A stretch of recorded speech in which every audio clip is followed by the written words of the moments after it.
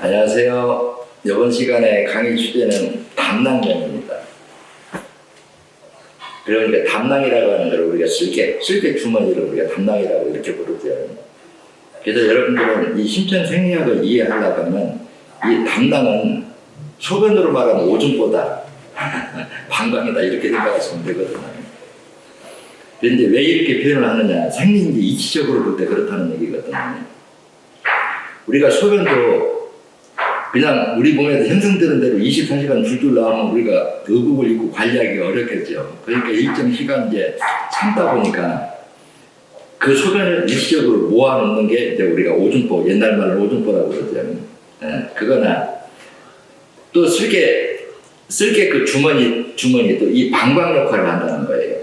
그게 왜 그러냐 하면 제가 밤낮 얘기하면 간이 혈액 속에 있는 중상 탄닌산을 먹이로 먹고 소화시킨 배설물이 쓸개 담즙이다 그러잖아요. 근데 여러분들 이제 당뇨병이나 이런 것들을 이제 한번 경험해 본 분들은 소변을 보면 소변에서 걸쭉한 지방 덩어리 같은 게 이렇게 딸려 나오는 느낌도 들고 소변에서 거품도 많이 나고 이렇게 완전 연소되지 않은 지방 단백질이 소변에 이렇게 섞여 나오는 거. 그러면 제가 하고 싶은 핵심 내용이 뭐냐고 하면 소변이라고 해서 다 똑같은 소변이 아니다. 신장 기능이 떨어지면 소변 속에 완전 연소, 소화되지 않은 영양분, 지방 단백질이 소변 속에 섞여 나오는 것이 우리가 단백뇨거든요. 그래서 정상적 소변은 약간 노랗고 찌른내가 약간 나야 정상입니다. 근데 소변에서 거품이 많이 난다든가 지방 덩어리들이 이렇게 꿀룩꿀룩, 심지어 어떤 그 사람들 얘기해보면 소변 줄기로 지방 덩어리가 이게 쑥 미끄러져서 빠져나오는 느낌까지도 경험한 사람이 있다고 그래요. 근데 이런 것들은 대부분 이제 쉽게 얘기하면 세포들이 영양분을 소화, 연소시키지 못한 것이, 연소되지 않은 것이 자동차로 말하면 우리가 휘발유를 배우는데 완전 연소된 매연하고 완전 연소되지 않은 상태에서 산소가 부족해서 불완전 연소물들이 많이 섞여 나올 때는 똑같은 마을에서 나와도 성분이 다르잖아요. 이와 마찬가지로 쓸개즙도 동일하다는 거예요. 성분이 다를 뿐이지요. 그래서 간세포가 정상적으로 탄닌산을 먹고 소화시킨 배설물을 쓸개 담즙하고 혈액 속에 산소가 부족해서 완전 연소를 시키지 못한 영양분이 나온 쓸개 담즙은 성분이 같을 수가 없다는 얘기예요. 그래서 이 성분이 바뀌어버리면 어때요? 그 속에서 예를 들어 지방 단백질의 밀도가 높아버리면 이게 음부가 될 수가 있고 또 그 속에서 철분과 칼슘 덩어리가 뭉쳐버리면 그걸 우리가 담석이라고 할 수가 있죠. 그러면은 왜 비정상적으로 정상적 쓸개 담즙이 아니고 비정상적 담즙으로 성분이 바뀌었느냐? 직접 원인은 혈액 속의 산소 부족입니다. 세포들 자기가 필요한 영양분을 완전 연소, 소화시키지 못하고 어중뛰게 한 절반만 소화시킨 배설물이 그냥 나가기 때문에 단백뇨와 동일하다는 거죠. 그래서 이제 이런 것들이 담낭에 오랫동안 그 담즙으로 못 나가고 이제 응고된 것이 거기서 오랫동안 머물러 있으면 어때요? 갈수록 산도가 높아지겠죠. 그래서 그 높아진 산화작용에 염증을 그 담낭 조직을 녹여버리면 그게 우리가 담낭염이라고 할 수가 있는 거고 철분이나 칼슘이 응고돼서 굳어서 담석이 된 걸 우리가 돛덩어리가 된 걸 담석이라고 하고 근데 이런 화학 반응은 인체 어느 부위에도 일어날 수가 있습니다. 요로에서 일어나면 이걸 요로결석이라고 하는 거고 쓸개 주머니 안에서 일어나면 이걸 담석이라고 그러는데 또 우리가 치석처럼 칼슘 덩어리죠. 이런 것들은 우리가 근육 조직 사이에도 어디에도 분포가 될 수가 있어요. 제가 이 말을 이렇게 짚어주는 이유는 분명한 이유가 있습니다. 제가 이렇게 늘상 강의하는 거 보면 간이 하는 역할은 우리가 모든 음식을 먹으면은 우리가 먹는 음식은 대부분 물 위에는 살아있는 생명체잖아요. 살아있는 모든 생명체는 지가 살라고 나왔지 인간이나 동물이나 미생물의 먹이가 되어주기 위해서 태어난 생명체는 지구상에서 없다는 거예요. 이 말이 왜 중요하냐? 저살기 위해서 나온 생명체들은 자기 몸을 방어하기 위한 수단, 그게 바로 독이라는 거예요. 근데 이 독이 대부분 산이라는 거죠. 산이 약하냐 강하냐 이거에 따라서 산이 약하면 혈액 속에 산소 부족을 유발하고 중산 정도가 되면 지방 단백질을 응고시키고 강산이 되면 지방 단백질을 녹이고 철분 석회질 칼슘은 응고시키는 기능을 한다. 그래서 혈액 속에 산의 강도가 높으냐 낮냐에 따라서 화학 반응 그 이치가 여러 개 다르게 나타난다는 거예요. 그러면 이제 이 속에서 중산 탄인산을 먹이로 먹어치우는 역할을 하는 게 피를 여과하는 기능이고 그걸 중산 탄인산을 먹이로 먹어치우는 장기가 바로 간세포라는 거예요. 근데 신장 기능이 떨어지고 그 합병증으로 혈액 속에 산소가 부족하고 산소 부족해서 소화시키지 못한 영양분이 고지혈증이 돼서 뻑뻑한 지방 단백질이 간에 맞추는 세균을 막아버리면은 예를 들어 간에 맞추는 세균을 70%를 막았다. 그러면 간에 중산 탄인산을 먹어치우는 기능이 어때요? 30%밖에 안 되겠죠. 그러면 그 나머지들이 혈액 속에 이제 누적되면 이 상황이 되면은 우리 몸에는 산소가 부족합니다. 산소가 부족하면은 모든 체세포들은 자기한테 필요한 영양분이 1000가지든 2000가지든 각각에 그걸 소화 연소를 못 시켜요. 혈액 속에 이렇게 누적이 되면 혈액이 걸쭉해지면 피가 못 든다는 걸 압니다. 그러면 혈관들은 혈관 밖으로 밀어내요. 그게 우리가 땅구멍, 임파구, 수분 통로거든요. 그쪽으로 밀어내서 거기서 이제 화학 반응을 일으키면 이게 체지방이 누적되는 거예요. 그래 이런 부작용이 단순 지방 단백질만 밀어내서 응고되면은 우리가 체지방이라고 할 수가 있는데 여기에 간이 먹어치우지 못한 중산 탄인산이 내가 약산과 화학 반응을 일으키면 이게 칼슘이 만들어지고 강산과 화학 반응을 일으키면 철분이 만들어지고 또 철분과 이 탄인산이 화학 반응을 일으키면 멜라닌 색소가 만들어진다 이렇게 설명을 하잖아요. 그래서 이렇게 먹어치우지 못해서 누적된 성분을 혈관 밖으로 지방 결백질만 밀어내느냐 철분과 칼슘을 동시에 밀어내느냐에 따라서 혹이 단단하냐 무르냐 이런 차이가 나거든요. 이런 현상이 전립선에서 일어나면 전립선 비대예요. 그런데 이런 철분과 칼슘 이런 것들이 혈관 밖으로 밀어내서 소변 통로 우리가 땅구멍 이쪽에 와서 산의 화학 반응에 의해서 이제 응고된 게 그게 보면 이제 근육 사이에서 돌이 배기는 그 담석같이 말하자면 그 겹석처럼 이런 딱딱한 물질들이 돌들이 석회질 덩어리들이 형성되는 것들은 간 기능이 떨어지지 않고는 절대 우리 인체에서 생성될 수 없다는 거예요. 그러면 이 말 속에 중요한 게 있어요. 이미 형성된 건 우리가 현대화학으로 수술이 발달하면 빼낼 수가 있어요. 근데 이게 간 기능이 떨어져서 간이 먹어치우지 못한 중산 탄인산이 화학 반응에 의해서 칼슘이 만들어졌고 그 칼슘이 혈관 밖으로 밀려 나와서 이것이 화학 반응에서 돌처럼 굳었다고 하면 다시 안 만들어지게 하려고 하면 어느 단계의 기능을 회복시켜야 돼요. 간 기능을 회복시켜야 되죠. 그래서 요로에서 담석이 생겼던 요로에서 결석이 생겼던 실계 담낭에서 염증이 생겼던 담석이 생겼던 근육 사이에서 돌이 생겼던 간에 이러한 칼슘 덩어리가 비정상적으로 우리 몸에서 많이 섞여 있는 것은 간 기능이 떨어지지 않고는 생길 수 없는 거다. 물론 뭐 중금속이나 이런 걸 많이 먹어서 변수는 있지만 우리가 자연 발생적으로 얘기하면 그렇게 진단할 수가 있거든요. 그러면은 우리가 어느 부분에 염증이 생겼다고 해도 그 염증을 치료하기 위해서는 어느 단계를 회복시켜야 돼요? 신장과 간이죠. 근데 8번 혈을 신간혈, 왜냐면 신장과 간혈이 동일하거든요. 그래서 이 부분도 여러분들한테 꼭 짚어주고 싶어요. 책이나 유튜브에 보면 이렇게 얘기해 줬을 거예요. 6번과 7번을 잡아서 위에서 아래쪽으로 60% 내려온 지점이 8번 신간혈이다. 그래놓고 또 다른 강의에 보면 이렇게 얘기해요. 우리 몸이 사회를 하면 언제부터 내 몸에 변화가 일어날 거냐면 솜이 빨아들이는 피가 적어도 10% 20% 나오면 그때부터 내 몸이 피의 이속이 빨라지면서 치료 변화가 일어날 것이다 이렇게 얘기하거든요. 그럼 이 말을 그대로 연계하면 8번을 빼서 솜이 빨아들이는 피가 20% 이상이 나오면 얼굴이 늘었던 사람, 얼굴이 검었던 사람은 피부가 맑아지는 현상이 일어나야 되고 몸에 여드름, 뽀드락지 이런 것도 간 기능이 떨어지는 합병증이라 그러면 그게 줄어드는 게 보여야 돼요. 그러니까 신장과 간 기능이 회복됨으로써 우리 몸에 변화가 일어나는 게 정상이라는 거예요. 완치가 아니고 이제 회복기로 돌아가는 거예요. 근데 제가 해보면은 예를 들어서 뭐 혈액암이나 신부전증 같은 경우는 빠르면 한 달, 늦어도 3개월 이내에 변화가 일어나야 됩니다.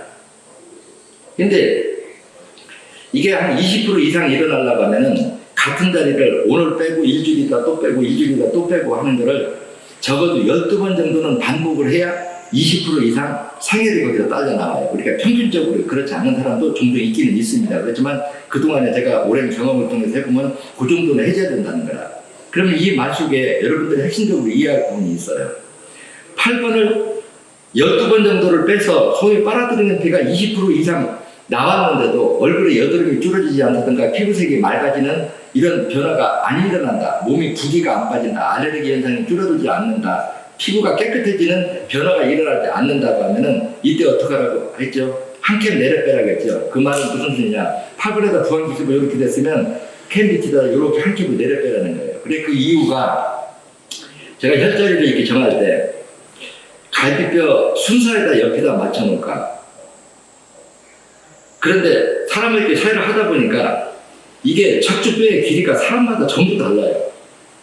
그래서 뼈 마디로 기준하기가 어렵더라는 거예요. 그래서 가장 이게 거기에 가까운 내가 원하는 지점에 가까운 거를 찾아보니까 6번과 7번을 혈자리를 잡아놓고 위에서 60% 내려오는 지점이 한 95% 정도 차지하는데 5% 정도가 좀 내려달리는 사람이 있더라는 거예요.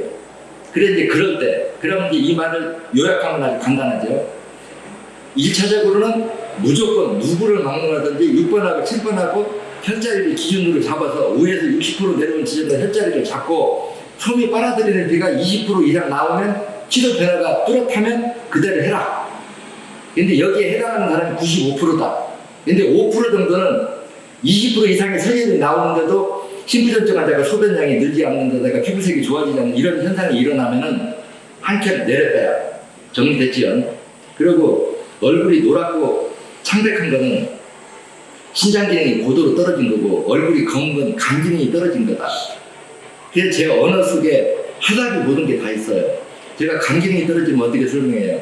눈가, 입술, 여성 같은 생리혈이 검고 푸르고 또 몸에 여드름, 염증반이 많이 일어나는 건 간 기능이 떨어진 합병증이고 배가 나오는 것도 간 기능이 떨어진 합병증이다.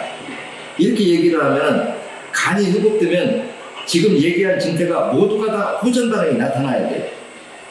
현대의학은 통계의학입니다. 통계의학이다 보니까 간염이 있는 사람이 간경화나 간암이 잘 와요. 그러니까 간암을 치료해야 간경화나 간암을 예방할 수 있다. 이런 얘기를 여러분들 언론을 통해서 학자들이 많은 얘기 할 겁니다.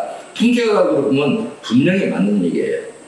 그래 간암 치료를 해야 간경화나 간암을 우리가 예방할 수 있다. 이런 얘기가 맞거든요.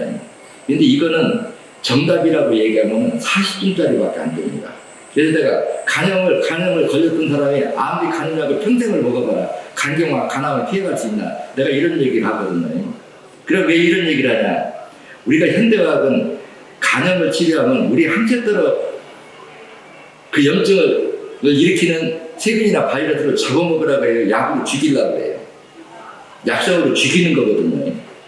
쉽게 얘기해서 우리 한껏들을 잡아먹으라고 하면은 간염을 일으키는 세균이나 바이러스가 혈관이 막힌 데서 자리를 잡을까요? 혈관이 뚫려 있는 데서 자리를 잡을까요? 여러분 생각이 어때요? 100% 혈관이 막혀서 피가 못 도는 데가 항체가 접근할 수 없는 곳이기 때문에 거기서 자리를 잡아요. 그러니까 간염이 있다는 자체는 이미 그 주위에 혈관이 막혀 있다 얘기거든요. 그러면 간염약을 먹는다고 간의 말초모세혈관이 막힌 혈관이 뚫릴 가능성이 있을까요? 없죠. 제로입니다.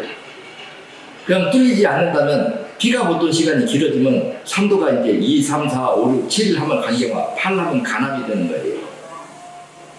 그래서 간의 말초모세혈관을 뚫어서 핏기를 돌아서 간 세포가 40일을 아니면 45일에서 80일을 주기로 세포 분해를 할 수 있는 환경을 만들어주는 치료 효능이 없는 것은 예방 효과도 치료 효과도 없다는 얘기예요.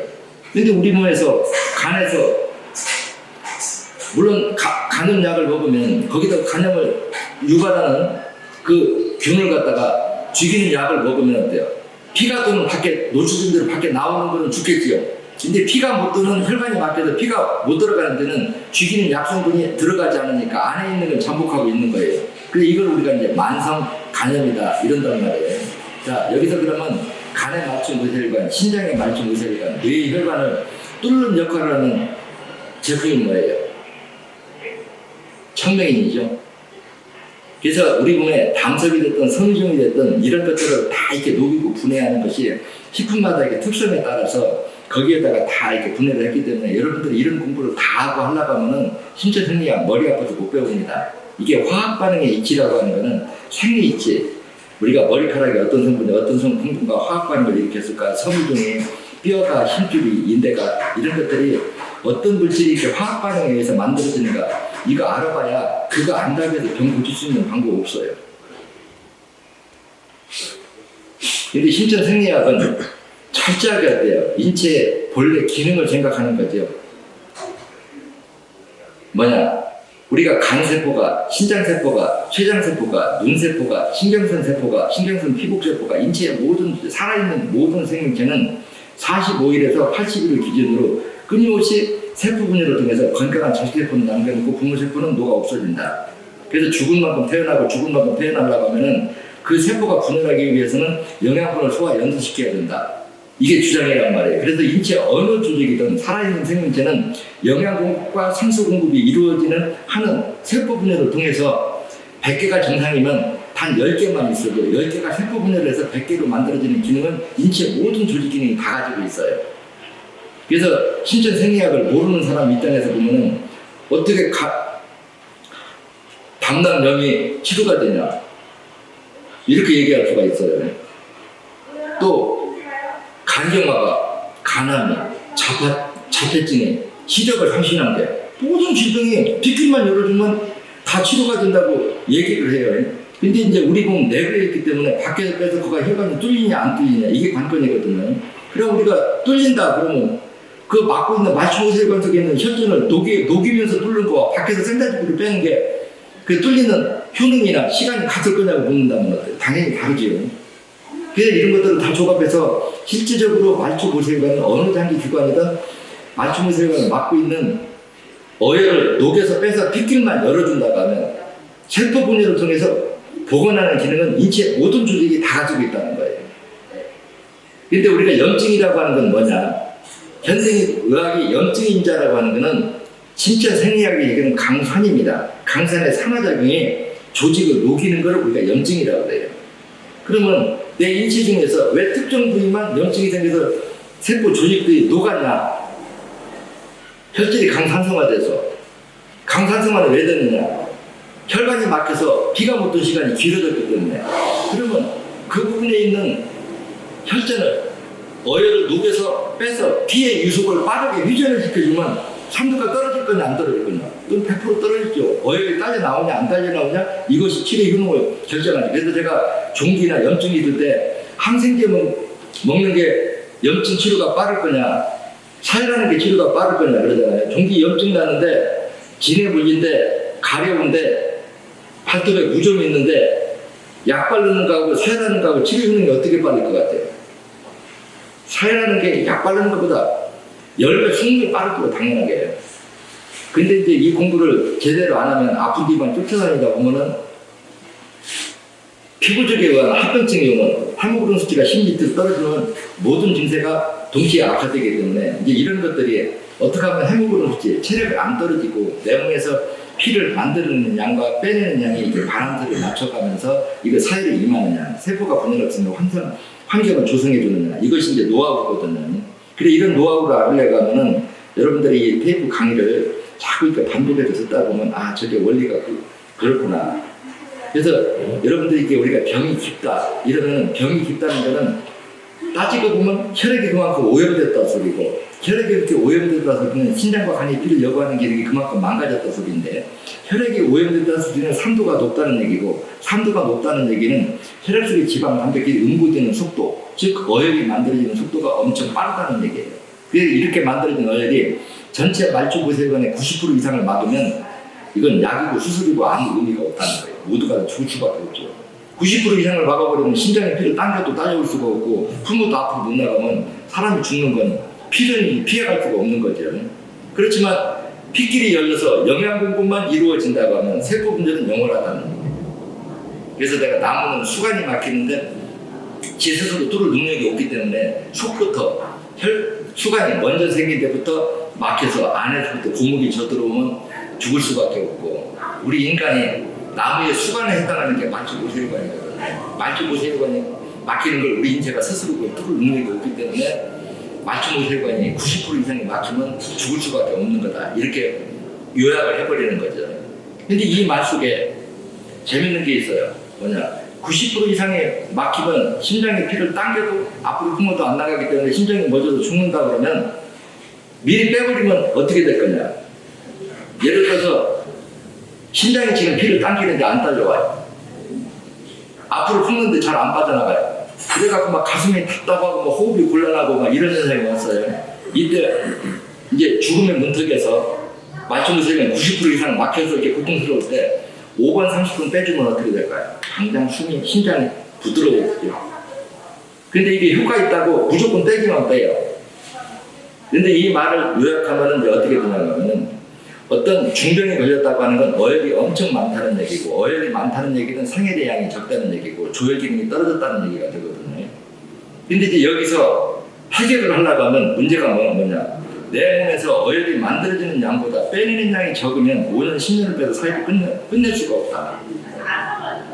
그래서 치료를 따라잡으려고 하면 내 몸에서 어혈이 만들어지는 양보다 빼내는 양이 많아야 되는데, 빼내고 체력이 떨어져도 할 수가 없어요. 근데 이 부분을 어혈 500cc 빼고 수혈 500cc 해준다고 하면 피부적인 합병증은 올 수가 없겠죠. 그런데 현실적으로 사회라는 연구를 그 수혈을 받을 때 감당하기는 불가능하니까 우리가 이제 먹는 걸로 하다 보니까 피가 만들어지는데 필요한 영양분을 넣어줘서 어혈이든 생혈이든 바깥으로 빠져나온 양만큼 생혈이 만들어지는데 필요한 영양분 물질을 넣어주는 게 영양분, 철분, 염분이라는 얘기거든요. 그 다음에 또 두 번째는 아무리 빼고 싶어도 안 나와도 못 빼거든요. 그건 어혈이 섬질을 했기 때문에 그렇습니다. 우리 혈관이 정상이라고 하면 눈 감고 아무 데나 찔러도 피가 나와야 정상이에요.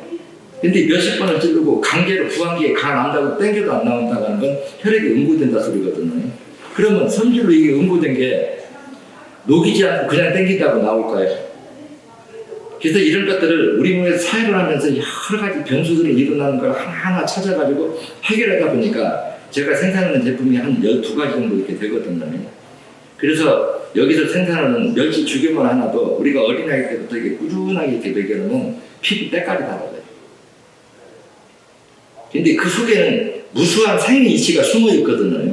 근데 여러분들은 이걸 안 배웠기 때문에, 그래서 이제 답답한 게 엉뚱한 이제 다른 데서 엉뚱한 짓들을 하는데 그게 정답이었으면 병이 나서야지요.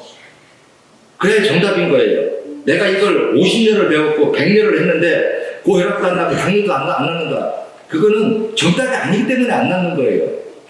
근데 신천생리학은 한 달만 배워도 병이 났으면, 한 달만 배워도 치료 효능이 병이 났으면, 한 달 배워도 병이 났은 게 치료의 정답이었냐, 100년을 해도 병이 안 났은 게 치료의 정답이냐면 여러분들 어떻게 답변하는 거예요? 세상은 상식을 벗어나서 이루어지는 일 없습니다.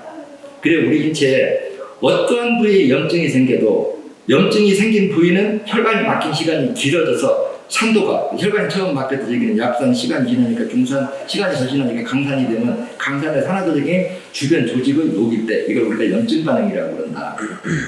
근데 이 염증 반응, 강산의 산화작용이 비정상적으로 세포 분열을 빠르게 하면 그게 암이 되는 거고, 철분하고 칼슘을 응고시키면 그게 이제 도들이 이제 만들어지는 거고, 이건 이제 우리가 화학 반응에 지거든요. 그래 이거를 체계적으로 이렇게 쭉 따져봤더니 어떻게 하면 이거 인체에 부작용 없이 체력이 떨어지는 걸 방지하면서요. 그래 이제 우리 방법이 여러 가지 병을 일반인들이 보면 상상할 수 없을 정도로 도저히 치료가 불가능한 병. 요즘에 제가 보면은 아마 이 유튜브에서도 여러 번 얘기했을 거예요. 코로나 맞으면 예방 백신 맞을 때도 혈액속의 지방 단백질이 응고된다. 치료하는 과정에서 응고된다. 그러면 엄청난 양의 어혈이 생겨서 요놈이 5번을 막으면 심장마비로 돌연사하는 사람이 많아질 거고, 9번을 막으면 뇌경색 치매 환자가 늘어날 거고, 1번을 막으면 뇌치료 환자가 많이 늘어날 거다. 이거 어떻게 감당할 거냐. 근데 최근에 이분이 장례식장을 운영하는 사람이더라고요. 근데 딱 뭐라고 하냐면 코로나 오기 이전하고 코로나가 다 끝나고 지금 이후하고 사망자 숫자가 3배가 늘어났다고 합니다. 어때요? 내가 예측한 게 정확하죠? 그래서 우리 인체는 어때요? 태초 하나의 작은 미생물로부터 수억 년 동안 진화 과정을 거쳐서 주변 환경에서 살아남는 방법의 영적인 깨우침이 누적돼서 현생에 이르렀거든요. 그러면 내 몸이 어떤 병이든지 스스로 물리칠 수 있는 그 환경을 조성해 주는 거. 이 방법이 돼야 우리가 부작용이 없고 한 번 치료가 되면은 10년, 20년 같은 병이 재발 않는 이런 치료 요령을 낼 수가 있는 거지. 모든 치료, 완치는 재생복원은 세포 분열을 통해서만 가능한데 혈관이 막힌 것도 그대로 놔두고 영양분이 누가 없어지는 것도 그대로 놔두고 장에서 아랫배가 싸늘해서 식중독균만 많고 유산균이 적으니까 영양분을 가공 못하는 것도 그대로 놔두고 영양분이 필요하다고 영양분 먹어준다고 그게 될까요? 그래서 현대의학도 우리가 너무 고통스러울 때 진통제 먹으면 통증을 완화할 수 있죠. 또 세균이나 바이러스 밖에 벌레가 너무 많이 들어왔을 때에는 한 번쯤 농약을 뿌려도 죽이는 건 괜찮다는 거예요. 근데 그 농약만 가지고 하는 것보다는 자연의 생리 이쪽을 이용해서 요즘 이렇게 농사도 때 유기농으로 많이 바뀌고 환경농법으로 많이 바뀌잖아요. 그 우리 몸도 그런 자연의 생리 이치에 환경농법으로 건강관리하는 시각을 바꿔야만이 우리 인간이 질병을 치료하는데 과다 소비를 안 하죠. 약을 먹으면서 정상인 건 아무 의미가 없어요. 지금 여러분들의 건강 척도를 현재 건강 척도를 기준하려고 하면 여러분들이 먹고 있는 약을 다 끊고 15일 정도 지나서 나타나는 현상이 여러분들의 현재 자신의 건강 기준이라고 해야 돼요. 약을 먹고 있으면서 혈압도 정상인 거고 고지혈증도 정상인 거고 당 수치도 정상인 건 아무 의미가 없다는 거예요. 그러는 동안에도 신장, 간장, 췌장에 말주못해가는 끊임없이 막혀 들어가고 있어요. 그래서 이것이 80%, 90% 막혀버리면 아무 이제 그때는 손쓸 방법이 없죠. 그래서 응급처치는 현대의학으로 하라는 거예요. 저도요. 그렇지만 우리가 순환기계통의 모든 질병은 피가 못 들면 우리가 하수구멍이 막힌 거랑 동일해요. 하수구멍이 막힌 거 물 가장 잘 내려오게 하는 거 효과적인 방법 뭐예요? 찌꺼기 빼내는 게 가장 방법이에요. 다시 안 막히려고 하면 새로운 찌꺼기 못 들어가게 해야 돼요. 우리 혈관도 마찬가지예요. 마초혈관을 막아서 피가 못 들면 그는 빼내고 다시 안 막히려고 하면 신장과 간을 재생시켜서 새로운 어혈을 못 만들어지게 해야 한번 빼놓으면 그래도 한 20년 이상 다시 안 막히고 피가 도는 게 유지가 되는 건 조금만 생각해보면 상식이거든요. 제 기준으로 보면은. 그래서 외형상으로 보면 우리가 어디 염증이 있다, 결석이 있다, 암이 있다, 혹이 있다 이게 각각 다른 점 같아도 출발은 신장과 간 기능이 떨어진 합병증으로 생긴 어혈이 말초모세혈관을 막았고 피가 묻던 시간이 길어질수록 피가 썩어서 산도가 높아져서 그 산의 강도에 따라서 어떤 물질을 응고시키고 어떤 물질을 녹였느냐에 따라서 현대 과학으로 분석하면 수없이 다른 병으로 진단하지만 그렇게 분석하고 그 많은 내용 가지고 고치라고 하면 여러분들 담석 빼내고 결석 빼내면 또 안 생기는가요? 또 우리가 암도 결국은 암이 생긴 피가 썩어서 신장과 간이 피를 여과하는 기능이 망가져서 우리가 암이 발생했어요. 암 조직을 떼낸다고 신장과 간이 회복돼서 피가 맑아지고 피끼리 열려가지고 세포 분열을 통해서 보관하는 기능이 그런 치료를 이끌느냐고 그러면 할 때부터 없다. 답이 나와요. 근데 이 상식을 왜 못 알아듣죠? 요즘 이제 그동안에 코로나 예방 백신 맞은 거 치료 과정에서 엄청난 어려움이 생겼고 거기다 이제 노령화되고 이러면 앞으로 치매 환자, 뇌경색 환자 기하급수적으로 늘어나고 치매 환자는 1000번, 10,000번을 갖다 주의를 줘도 기억이 안 되기 때문에 통제가 못합니다. 진중 취급받아요. 이거 엄청 두려운 거거든요. 근데 이거 예방할 수 있어요. 1번, 17번, 9번, 8번 빼봐요. 예방이 되는가. 지금 약 먹고 지금 노력하는 거 100배는 신천 생리학이 예방하고 치료하는 효능이 강력할 거래요. 그래서 생리이치, 자연의 생리이치, 상식 이 단어에 대해서 여러분들도 깊이 있게 한번 생각해 보시고 이제 염증 같은 거 이런 것도 그래요. 제가 예전에 환자들 제 손으로 이제 지금보다 한 30년 전 이때 환자 치료할 때 남들이 보면 엉뚱한 짓 잘해요. 왜냐하면 이런 논리를 환자들한테 다 설명해 줄 방법이 없거든요. 그래서 제일 많이 제가 동원한 방법이 뭔 줄 알아요? 이제 보통 나이가 들으면 손등이나 팔목에 검버섯, 까뭇까뭇한 이런 색소들이 신척이 돼요. 이게 이제 간 기능이 떨어지면 생기거든요. 근데 이런 것들이 어디에서부터 생기냐? 내 몸 중에서 피의 유속이 가장 느린 곳에서 먼저 생기거든요. 그래서 양쪽 손을 등 쪽으로 보고 이렇게 두 손을 내밀라고 그럽니다.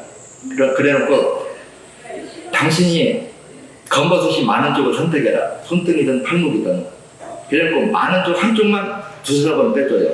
오늘 예를 들어서 나오는 만큼 빼주고 일주일도 또 빼주고 일주일도 또 빼주고 세 번만 딱 빼놓고 세 번 뺄 때 와서 당신 손 내밀고 어느 쪽이 검버섯이 많냐고 딱 물어보면 뺀 쪽하고 안 뺀 쪽하고 완전히 눈으로 그 표가 딱 납니다. 그래서 우리가 검버섯이 무로기, 섬종이, 비종이 이런 것들이 다 각각 다른 점 같아도 근본 원인에 들어가면 어혈이 혈관을 막은 시간이 피가 묻은 시간이 길으냐 짧으냐 화학 반응에 의해서 어떤 물질이 변형이 일어나는 이 차이밖에 없거든요. 그래서 신천 생리학이 단순한 것 같으면서도 그게 다양한 질병이 많은 사람에게 효과를 보고 이러는 것은 그만한 치료 효능이 뒷받침되기 때문에 그럼 어떻게 보면 내가 우리 인체를 바라보는 게 정답에 가깝기 때문에 그 많은 사람들이 이 고통에서부터 벗어나는 거지 이게 치료 효능이 뒷받침이 안 됐다고 하면은 이게 오랫동안 유지가 안 되겠죠. 그럼 이런 현대 사회에서 근전 만능주의에서 자기건강 지키는 건 어때요? 스스로 지키는 방법밖에 없어요. 그래서 치매 두려움은 예방사회를 해라. 뇌경색 두려움은 미리 예방사회를 해라. 인간인데 어떻게 동물 취급을 할 수 있냐? 원망할 때는 이미 때가 늦었을 겁니다. 특히 이제 한국이 고령화로 이제 접어드는 게 너무 이게 빠르기 때문에 옛날 우리 때만 해도 자식 적게 놓으면 5 낳고 보통 한 7, 8, 많으면 10명까지 낳거든요. 요즘 한 명도 안 놓는 세상에서 시간이 갈수록 노인 숫자 많으면 생산성은 떨어지고 젊은 사람한테 노인 한 명씩 붙잡고 관리하라고 해도 어때요? 그렇게 된다고 하면 나라 파탄나죠? 여러분들 부모라고 여러분들 자식이라고 옛날에 그런 말이 있어요. 그 긴 병에 효자 없다. 가족이라고 해도 오랫동안 누워있으면 누구나 빨리 죽었으면 하는 것은 인간의 본성입니다. 그런 어려운 환경에 처하지 않으려고 하면 발등에 불 떨어지기 전에 우리가 예방하는 습관부터 먼저 길러야 돼요. 그래서 예방은 어떻게 얘기해요? 가슴이 답답하고 불안하고 소소하고 안정이 안 돼서 내가 심장마비로 들어온다 위험이 있다 5번 30번 자꾸 정신 깜빡깜빡한다 1번 9번 이해력이 부족하다 1번 9번 17번 재발하지 말라는 건 8번 설사 변제 2, 3번 가스가 차는 건 8번 이거 아주 노래 부르지요. 이 정도만 알고 그 위치만 사열만 이렇게 해줘도 지금 현재 있는 질병도 치료 효능이 많이 나타나고 앞으로 올 병까지 우리가 예방하는데 저는 그래요. 어디 가서도 전 세계 의학을 다 못해도 신천 생리학의 치료 효능 10분의 1도 못 쫓아온다. 단 수술하고 감염성 질환은 빼고 순환기계통 질환은 논하자면 치료 효능이 그만큼 차이가 난다 이거죠. 그래서 여러분들 실험해볼 때 그냥 간단하게 몸에 염증 생기고 뽀드락지 날 때 그 자리에 한번 빼보세요. 저녁에 빼면 아침에 거의 상처 안 올 거예요. 중기 염증 구름이 찍찍 나도 거기 빼보면 금방 치료됩니다. 그리고 밤새도록 술 먹고 고성방가에서 목 쉬어서 성대결절 일어났다 4번 10번을 빼보세요. 목에 염증 생긴 거 성대결절 기침 4번 10번을 빼주면 감기가 안 옵니다. 그래서 4번 10번을 뺄 때는 꼭 31번까지 한 번 빼고 저혈압이나 천식이나 그 가래가 많다고 하면 5번 32번 추가하는 게 낫다. 이런 기초적인 큰 상식만 알고 해도 여러분들의 일상생활에 건강에 도움이 많이 될 겁니다. 네, 여러분 오늘 반가웠습니다. 다음에 봐요.